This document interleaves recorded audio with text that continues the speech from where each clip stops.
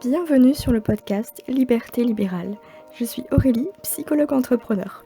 J'ai ouvert mon cabinet en janvier 2020 et à côté de ça, comme je suis passionnée de web marketing, j'ai décidé d'aider mes collègues, thérapeutes, praticiens et professionnels de santé à développer leur activité sur le web en boostant leur visibilité. Ce podcast abordera donc les thématiques du référencement et du web marketing afin que vous puissiez vivre sereinement de votre activité. Je vous souhaite une bonne écoute. Bienvenue dans l'épisode numéro 22 du podcast Liberté libérale. Aujourd'hui, nous allons voir comment se démarquer sur le web quand on est thérapeute et notamment les 3 questions à se poser avant de créer son site internet.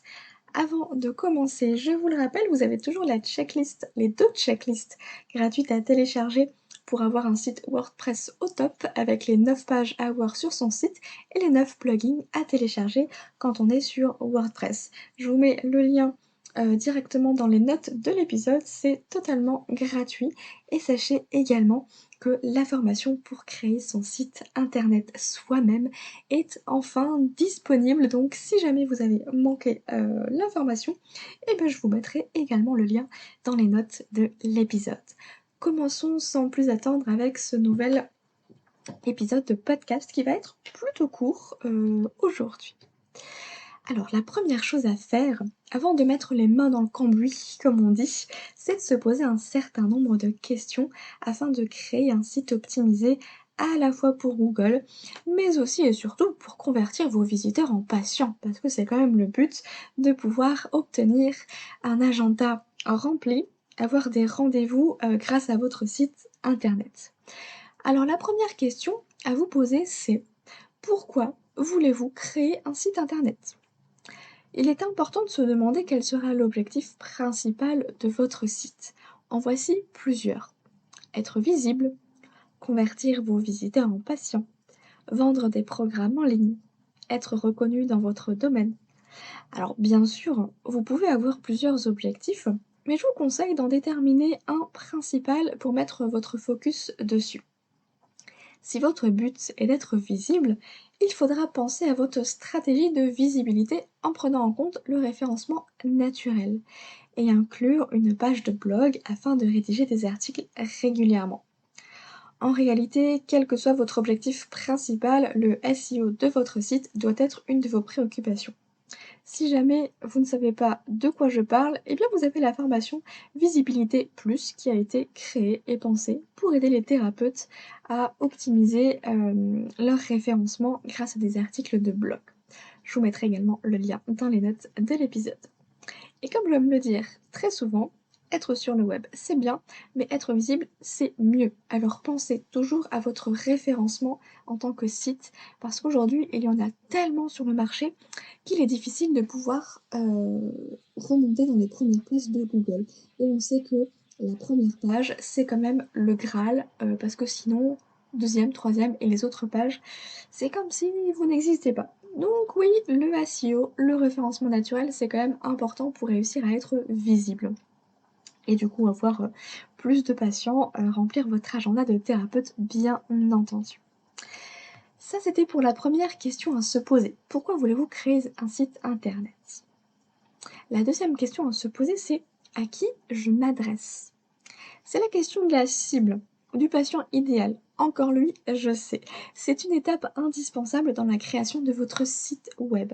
En fait, en tant que thérapeute, vous ne vous adressez pas à tout le monde. Donc il est important de connaître votre client idéal, comme on dit en marketing, afin de construire votre site en fonction de ses problématiques pour lui montrer que vous êtes le thérapeute qui pourra lui apporter la solution. Vous n'allez pas utiliser les mêmes mots et les mêmes tournures de phrases si vous vous adressez aux parents ou bien si vous vous adressez à des couples. On est d'accord. Et ça, c'est une réflexion qu'il faut avoir en amont de la création de votre site internet pour éviter de tout refaire dans 6 mois. Votre cible vous permettra de choisir un nom de domaine aussi pertinent dans votre domaine d'activité. Pourquoi pas ? Donc, à qui je m'adresse, c'est hyper important de l'avoir en tête. Et enfin, la troisième question à vous poser avant de créer votre site internet, c'est comment je veux que les visiteurs se sentent sur mon site? Vous connaissez la psychologie des couleurs? Eh bien, le choix des couleurs de votre site et de votre identité visuelle parle pour vous. C'est un peu comme la décoration de votre appartement. Quelle ambiance voulez-vous créer? Plutôt strict et froid ou chaleureux et cocooning? Une couleur rouge peut être assez agressive alors que le bleu inspire confiance, par exemple.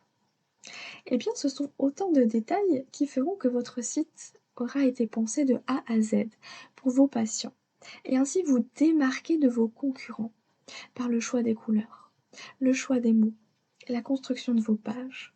Autant de choses qui font que la plupart n'y pensent pas.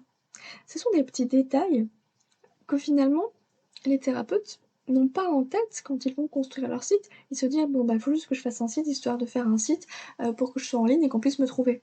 OK, c'est bien, mais ce qui va vous distinguer des autres thérapeutes, c'est justement toute la réflexion qu'il y a eu derrière. Le but, c'est que une fois que le visiteur il est sur votre site, bah, de 1 il se sent bien, de 2 il se sente compris et de 3 qu'il se sente en confiance pour prendre rendez-vous avec vous. C'est ça le but, c'est de penser au parcours utilisateur aussi, au parcours, client, au parcours patient et de lui faciliter la vie. Et si jamais vous avez envie d'en savoir plus sur comment lui faciliter la vie, en fait, sur votre site, je vous invite à aller écouter le dernier épisode de podcast, ce qui est sur les 10 commandements à suivre pour un site web qui cartonne. Donc ayez bien en tête ces 3 questions. Pourquoi voulez-vous créer un site internet? À qui je m'adresse? Et comment je veux que les visiteurs se sentent sur mon site? Voilà de quoi bosser. Je vous invite à réfléchir un petit peu à toutes ces questions avant de vous lancer dans la création de votre site internet.